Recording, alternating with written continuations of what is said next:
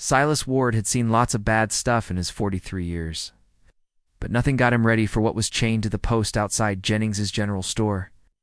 The young native girl couldn't have been more than 18, iron shackles around her wrists, her dark eyes staring straight ahead as town people walked past like she was part of the wooden furniture. What shocked him more than her being there was how normal everyone acted about it. Mothers pulling their children closer, men tipping their hats to Otis Jennings, who stood nearby, counting coins. The girl herself standing still as carved stone. Silas got off his horse slowly, his weathered hands gripping the reins tighter than necessary. The main street of Cedar Hollow buzzed with its usual afternoon commerce. But something felt deliberately set up about the scene before him. He'd been away for 3 days checking his north pasture, and now this. The girl wore what was left of traditional native dress, torn and stained, her long black hair hanging loose around shoulders that trembled slightly despite her rigid posture. He approached the general store entrance, forcing his steps to remain casual. Otis Jennings glanced up from his coin counting, that familiar merchant smile spreading across his round face. The man had always struck Silas as too eager to please, too quick with explanations nobody asked for. "Afternoon, Silas. Fine weather." "We're having—" Silas nodded toward the girl without meeting Jennings' eyes. "What's this about?" Jennings's smile flickered just for a moment. "Oh, her legal acquisition. Got the papers right inside if you're curious. She's helping with some work around town." His fingers drummed against the wooden counter he'd set up outside. Nothing for folks to worry about. The girl's eyes met Silas's then, and he saw something that made his chest tighten. Not pleading, not desperation, but a kind of resigned awareness that cut deeper than any cry for help. She knew exactly what was happening to her. Worse, she'd accepted it. Silas felt his jaw clench involuntarily. What kind of work requires chains? The question hung in the air between them. Jennings's drumming fingers stopped. Around them, the normal sounds of town life continued. But Silas noticed how conversations had grown quieter. How several town people had found reasons to linger nearby. Dr. Morrison emerged from his office across the street, his medical bag in hand, but stopped when he saw the gathering. "Well, Jennings," cleared his throat. "Sometimes folks need guidance, structure. You know how it is with their kind." Those last words struck Silas like a physical blow. He'd heard that phrase before, usually preceding something that made his stomach turn. His eyes found the girl's again, and this time he saw the slightest shake of her head. A warning. Jennings was still talking. Something about legal documents and territorial authority. But Silas wasn't listening anymore. He was studying the chain. That connected her wrist to the post, noting its weight, its position. He was observing the way Sheriff Hargrove had appeared at the edge of his vision and resting casually on his gun belt. Most importantly, he was remembering his father's last words before consumption took him. Sometimes a man's got to choose between being comfortable and being able to sleep at night. The girl's eyes widened slightly as she watched, understanding dawn in his face. She shook her head again, more urgently this time, but Silas Ward had already made his choice. The question now was whether Cedar Hollow was ready for the consequences. Silas walked directly to his horse and pulled a pair of wire cutters from his saddlebag. The tool felt heavier than usual in his weathered hands as he turned back to Ward, the chained girl. Around him, the casual afternoon bustle of Cedar Hollow began to shift into something more tense and watchful. Conversations stopped, mid-sentence. Footsteps slowed. Even the horses seemed to sense the change in the air. "Now hold." On there, Silas, Sheriff Hargrove's voice, carried the practiced authority of 20 years wearing a badge. His boots clicked against the wooden sidewalk as he approached, hands still resting on his gun belt. "You don't want to be interfering with official business." Silas didn't stop walking toward the girl. "Official business? Show me the papers." Jennings fumbled inside his vest, producing a folded document with theatrical flourish. "Right here. All legal and proper territorial statute allows for rehabilitation services." The girl's eyes darted between the approaching men, her breathing growing more rapid. Silas noticed small details that made his blood run cold. Rope burns on her ankles beneath the iron shackles. fresh bruise along her collarbone. The way she instinctively leaned away when Jennings moved closer. Dr. Morrison crossed the street, his medical bag clutched tightly. The older man's face was grim as he took in the scene. "Gentlemen, perhaps we should discuss this somewhere more private." "Nothing to discuss, Doc." Hargrove's voice had lost its casual tone. "Everything here is perfectly legal." Silas reached the post and knelt beside the girl's chains. Examining the lock mechanism, she whispered something so quietly only he could. "Here, they have others." The words hit him like a physical blow. Others. This wasn't an isolated incident. It was a system. His mind raced through recent changes in town he'd dismissed as unimportant. New faces he'd seen briefly, and then never again. Conversations that stopped when he entered the saloon. The way certain town people had suddenly acquired expensive new clothes and equipment, step away from her ward. Hargrove's gun was now visible in his hand, though not yet pointed directly at Silas. "This doesn't concern you." Silas stood slowly, the wire cutter still in his grip.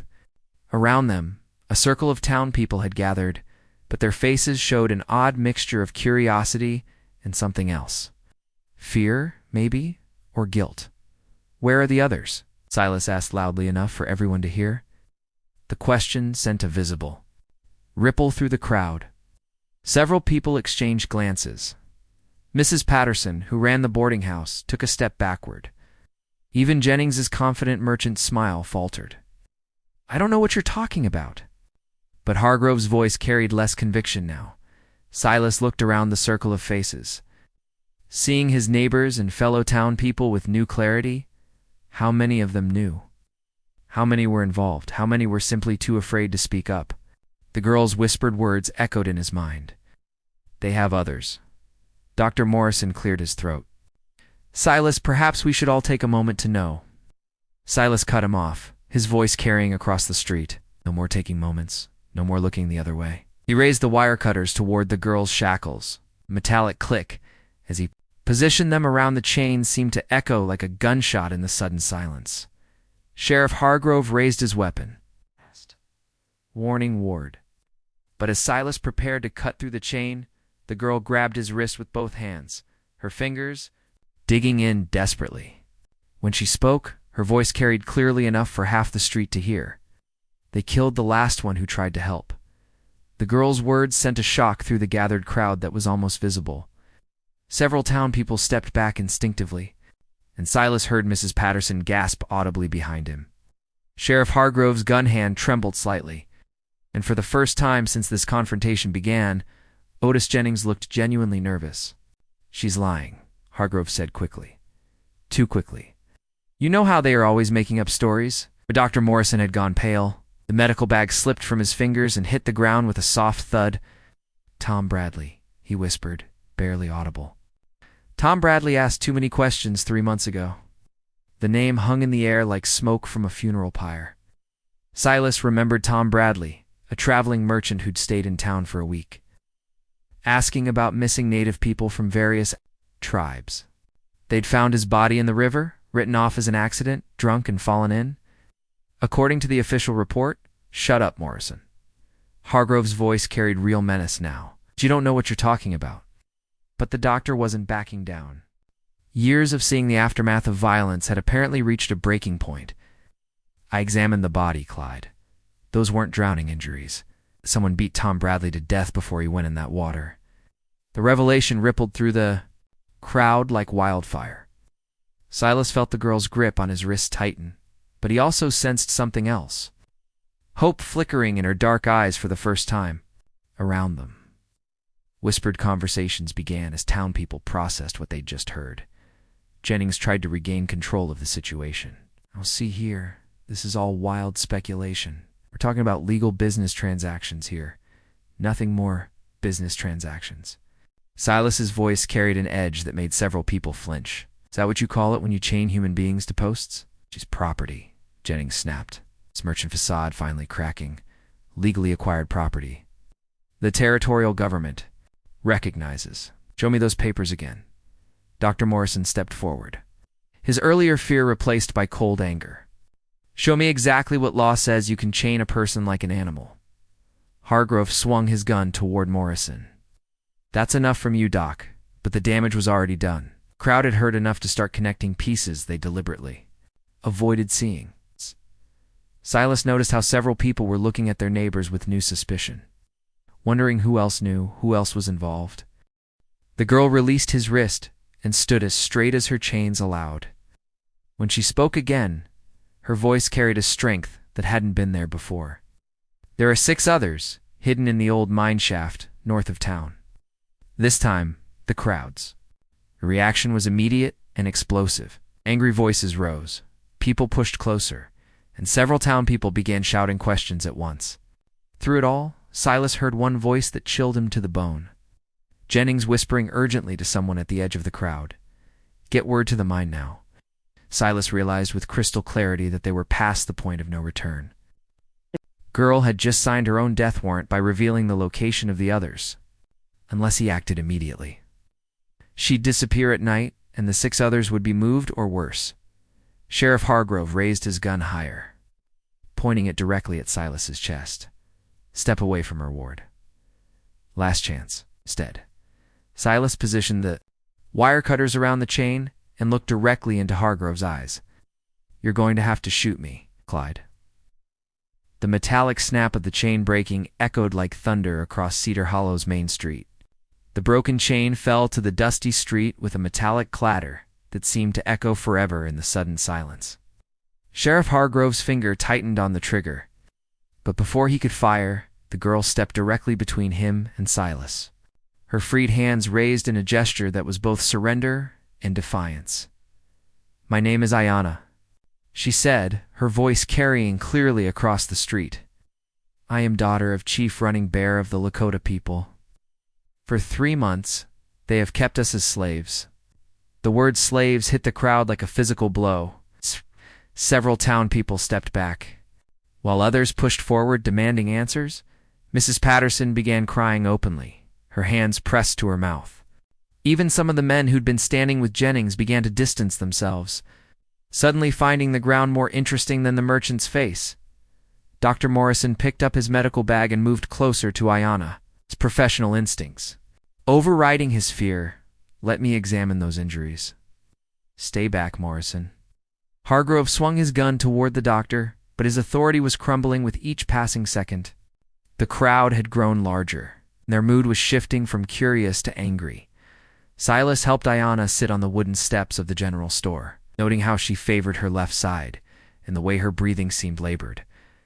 Up close, he could see more evidence of systematic abuse. Carefully placed bruises that wouldn't show under clothing. Rope burns that spoke of prolonged restraint and a hollow look in her eyes that came from witnessing horrors. How many people in this town knew? Silas asked loudly, turning to face the crowd. How many of you saw the signs and chose to ignore them? The questions sent uncomfortable murmurs through the gathering. Several people began looking at their neighbors with new suspicion. Silas noticed Mayor Henderson trying to slip away through the crowd, and the way blacksmith Jake Potter suddenly couldn't meet anyone's eyes. Jennings attempted to regain control. This is all nonsense. Territorial law clearly states, show us the mine. The interruption came from an unexpected source. Father Miguel, the elderly priest who rarely involved himself in town politics. His weathered face was set with quiet determination as he pushed through the crowd. If what she says is true, show us the mine right now. There's nothing to show, Hargrove snapped. But sweat was beading on his forehead despite the cool afternoon air. Ayanna struggled to stand, waving off Dr. Morrison's attempt to steady her. They move us every few days.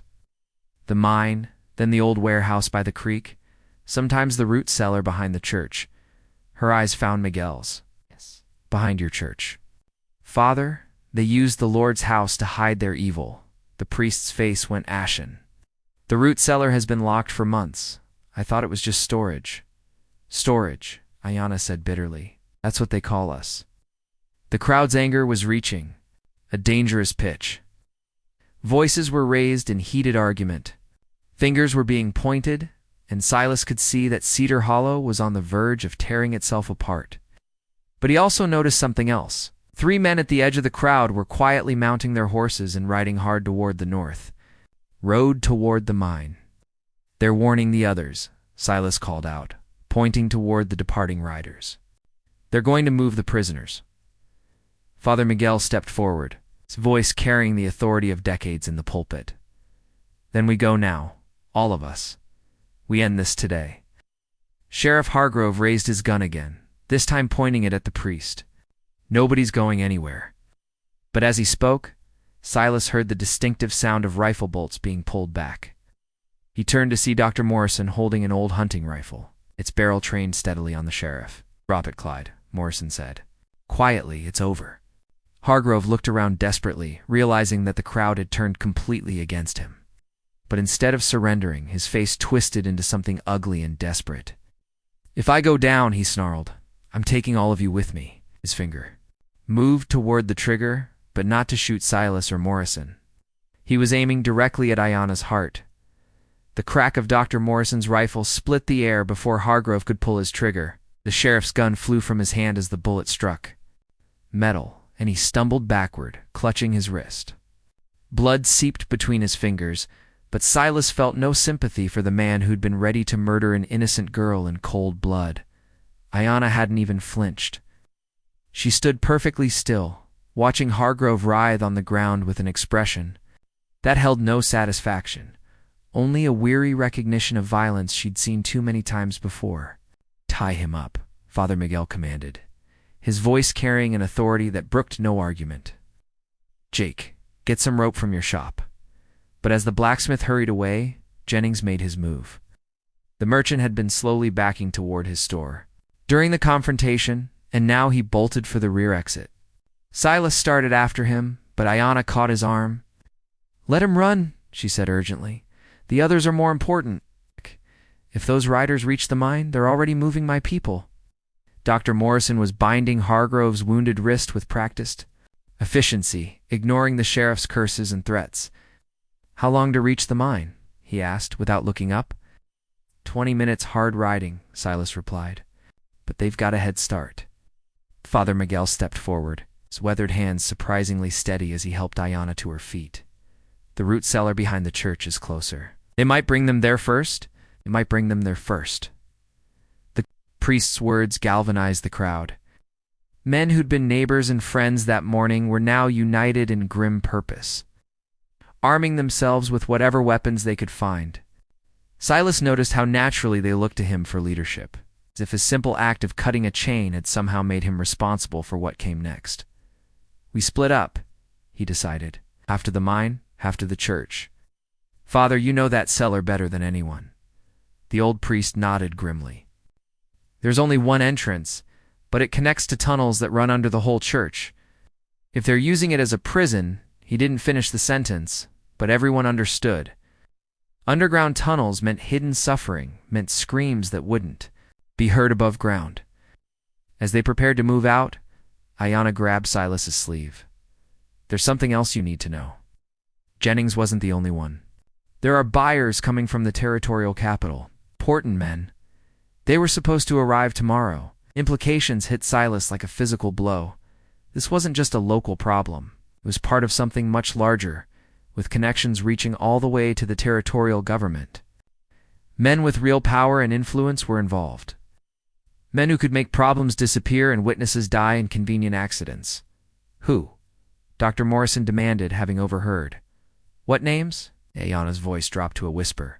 I heard them talking." "Judge Whitman. Territorial Representative Carson. Someone they called the Colonel, but I never saw his face." The name sent shocked murmurs through the crowd. These weren't just local corrupt officials. These were men who shaped territorial law. Men who could crush Cedar Hollow like an insect if they felt threatened. Father Miguel's face had gone pale. "Judge Whitman appointed me to this parish. He's been a benefactor to our church for years." His voice carried the weight of betrayal and lost innocence. Silas felt the enormity of what they were facing settle on his shoulders like a lead blanket. They weren't just fighting local corruption anymore. They were taking on an entire network of powerful men who had the law, money, and political connections on their side.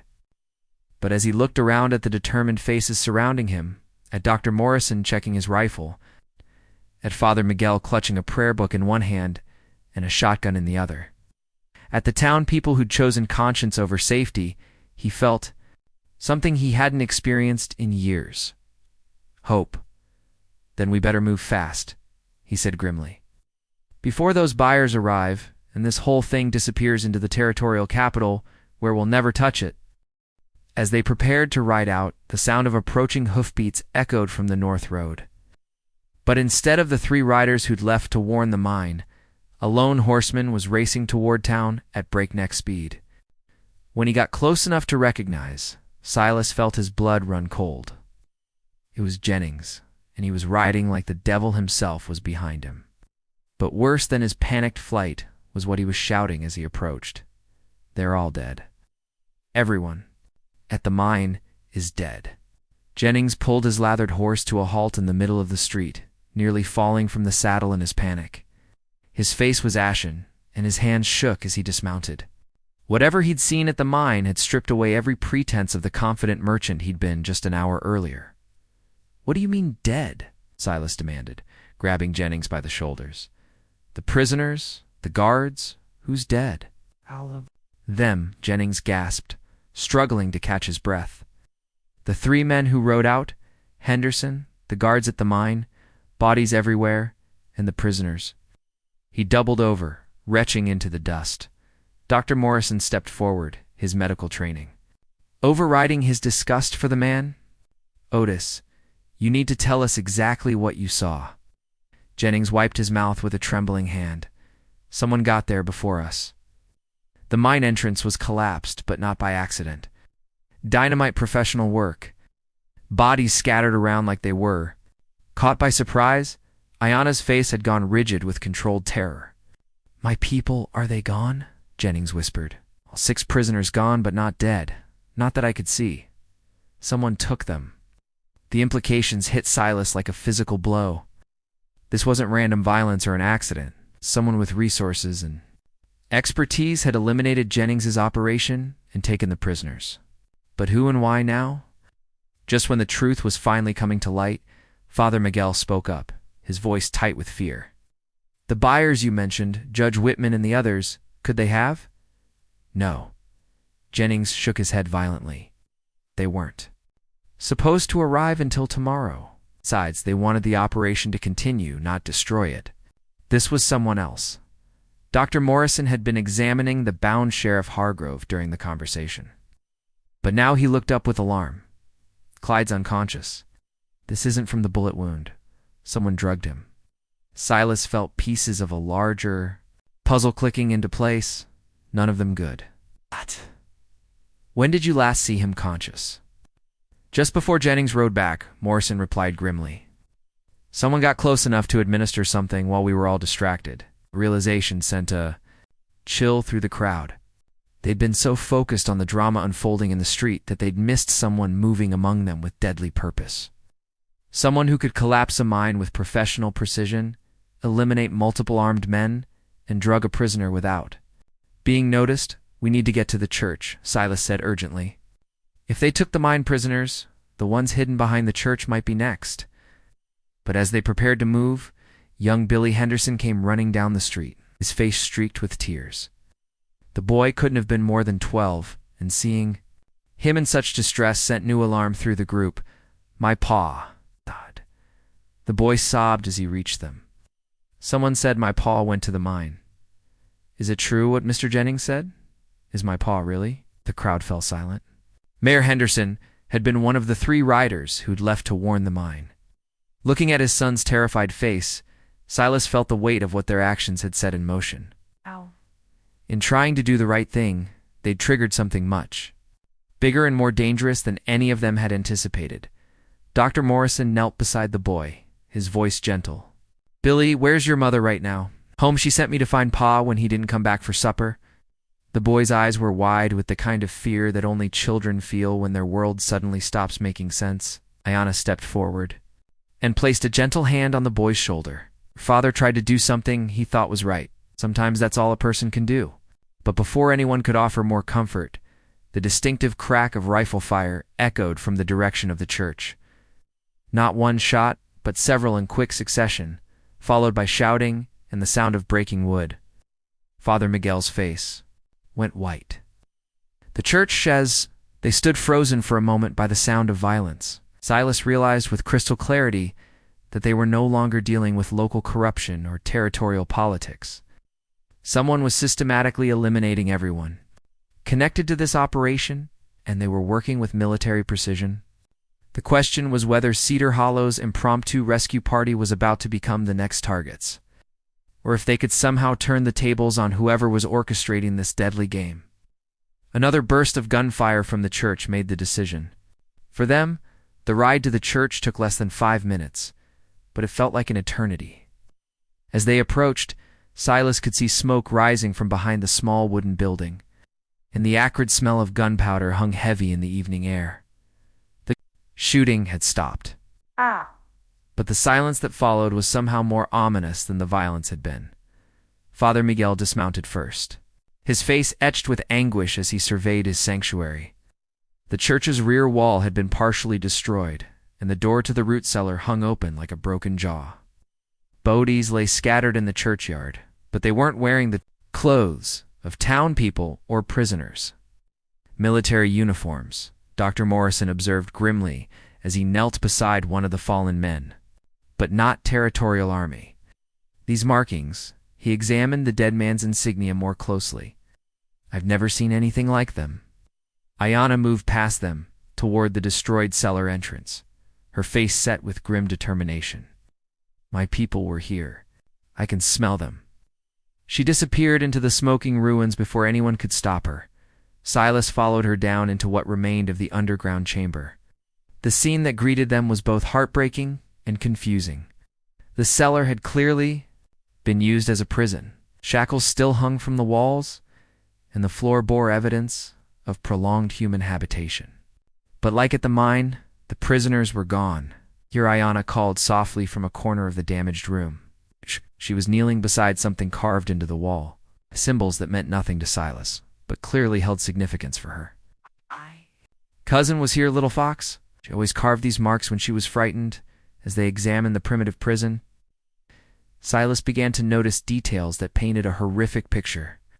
Scratch marks on the walls where fingernails had clawed at stone, stains that could only be blood, evidence of systematic brutality that made his stomach turn. But most disturbing were the signs of the recent battle.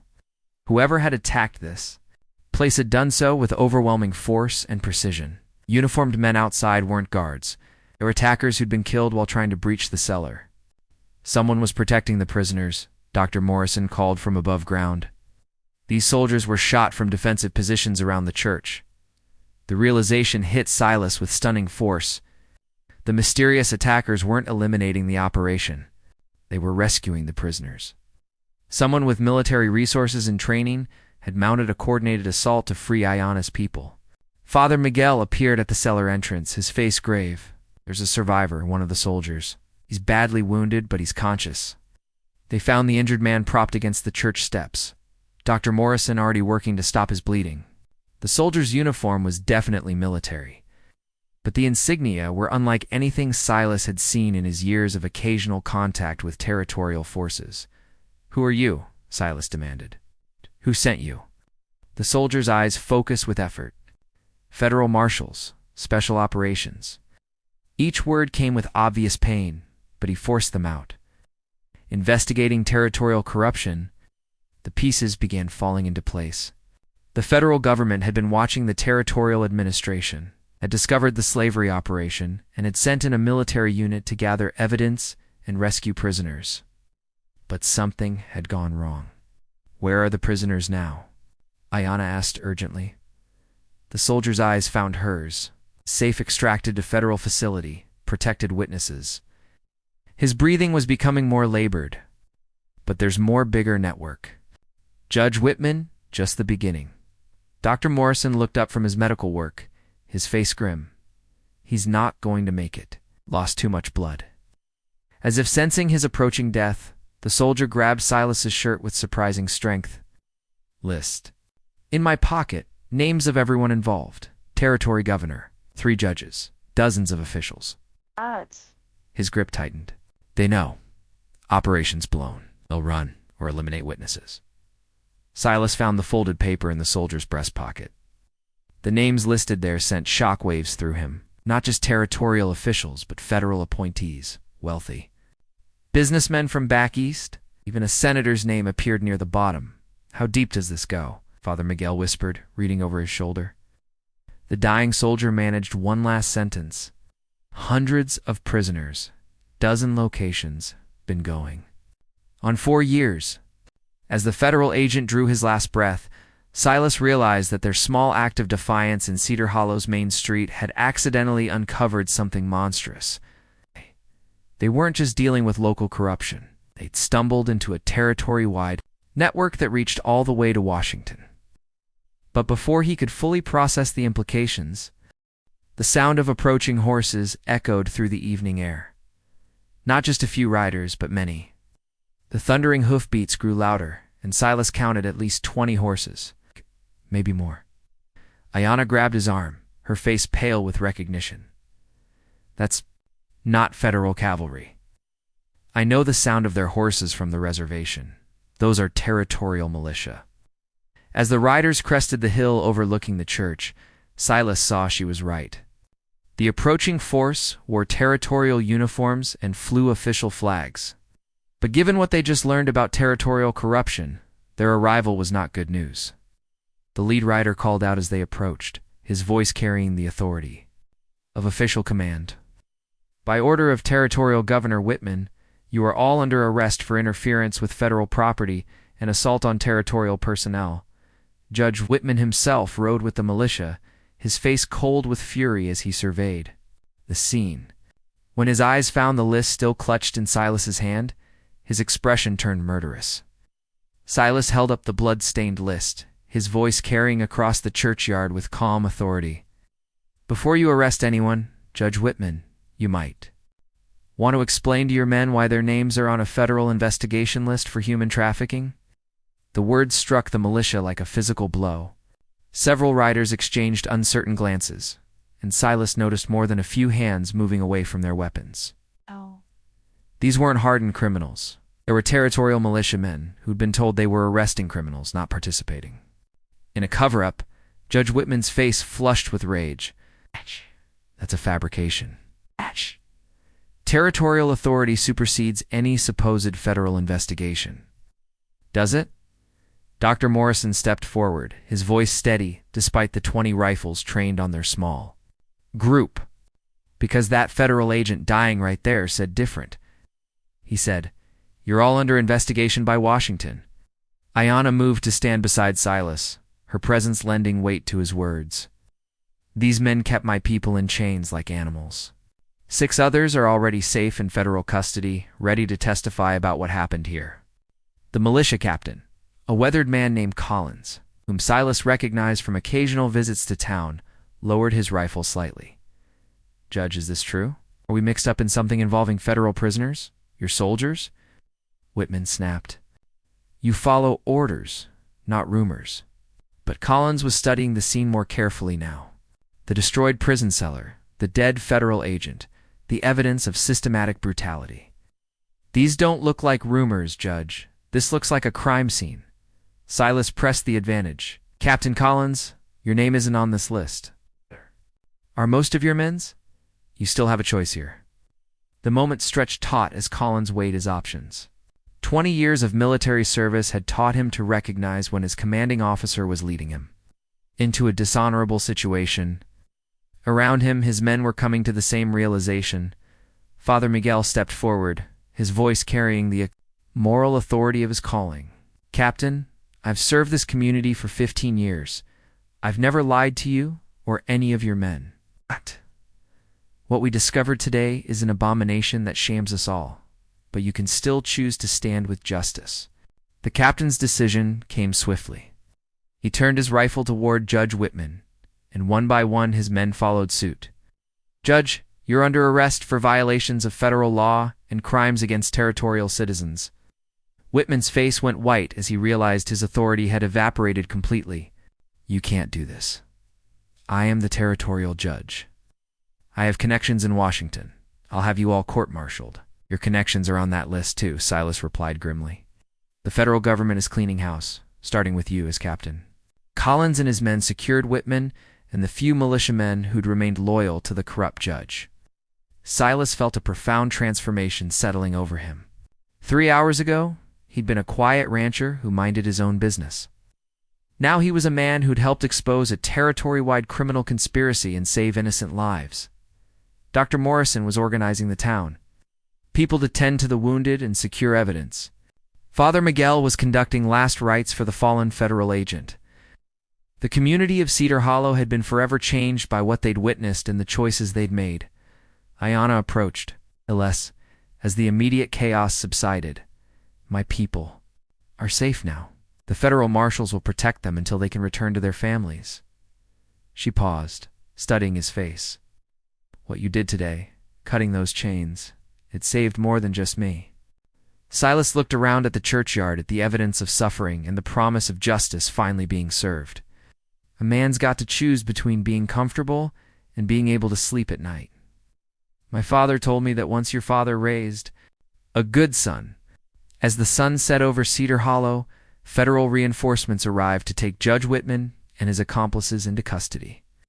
The territorial corruption network would be thoroughly investigated and dismantled. The rescued prisoners would be reunited with their families. And Silas Ward, the quiet rancher who'd seen something wrong and decided to act, could finally sleep at night knowing he'd made the right choice. Justice had come to Cedar Hollow, carried in the hands of ordinary people who'd found extraordinary courage when it mattered most. If you enjoyed this story, click the video on your screen now to watch another unforgettable tale where destiny and courage collide in ways you never expected. Don't forget to subscribe and consider a super chat to help us keep bringing you more stories like these.